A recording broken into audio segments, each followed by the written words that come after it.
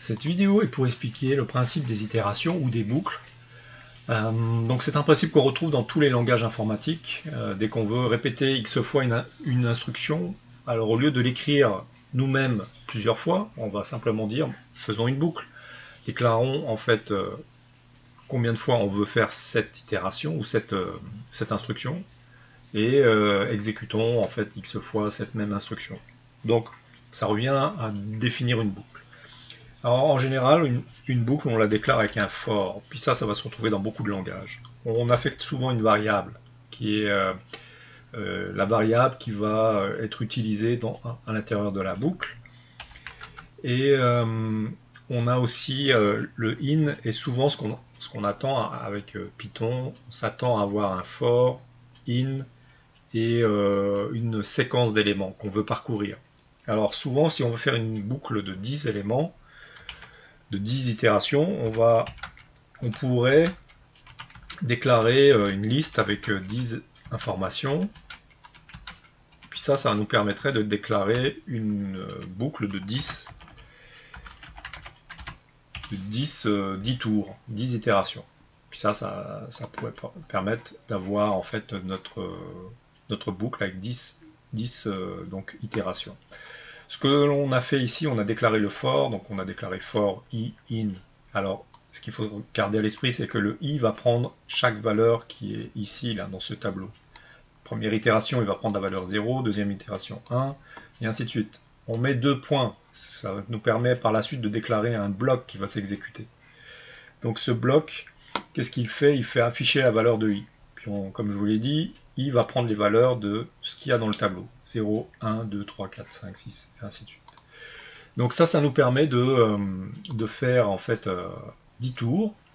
Puis on pourrait dire, prenons une variable, a est égal à 2, et augmentons cette variable à chaque tour de 2.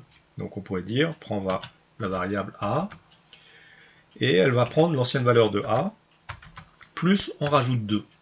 Puis ce qu'on va faire, on va afficher à la fin de la boucle, on va afficher le contenu de A. On va voir à combien A est arrivé. C'est arrivé à 22. Donc, qu'est-ce que la boucle a fait? Elle a exécuté x fois cette instruction. Et une fois que la boucle est finie, on affiche le résultat à la fin. Donc, bien garder à l'esprit ces indentations. Et si j'avais indenté aussi A, print A, ce n'est pas faux d'un point de vue des instructions de la syntaxe, simplement de point de vue du comportement du programme, ça change tout. On va avoir en fait le calcul qui va s'effectuer, plus l'affichage qui va s'exécuter dans la boucle. Donc si j'exécute, on voit en fait que le print s'exécute 10 fois, parce qu'il est indenté, il se retrouve dans le bloc du for, donc de ce qui va être répété.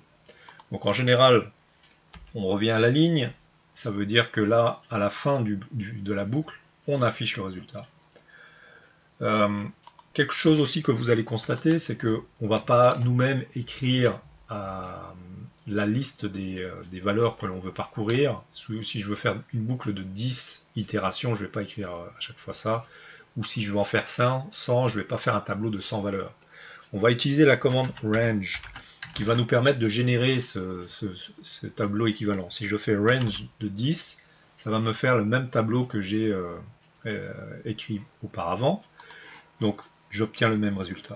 Si je veux le faire sans itération, alors je vais faire range de 100. Puis ça va me donner 100 itérations. Donc le principe pour faire des boucles avec un for, c'est d'avoir un tableau avec une longueur prédéterminée. Ça, le for. On peut faire la même chose avec des while. On peut faire alors une boucle avec des while. Alors, ce qui change avec le while, c'est qu'on effectue la boucle tant que une condition est vérifiée. Tant que A est plus petit que 10, alors on va marquer affiche A. Alors, tant que cette condition est vérifiée, affiche ça, le contenu de A. Donc ici, je ne vais pas exécuter le programme parce qu'on risque d'avoir une boucle sans fin. A est égal à 2, la condition est-elle vérifiée? Oui. Alors, je rentre dans le bloc, ça va faire print A. Malheureusement, A ne change pas. Donc A sera toujours égal à 2, donc cette boucle va s'exécuter sans fin. Il faut faire attention à ça.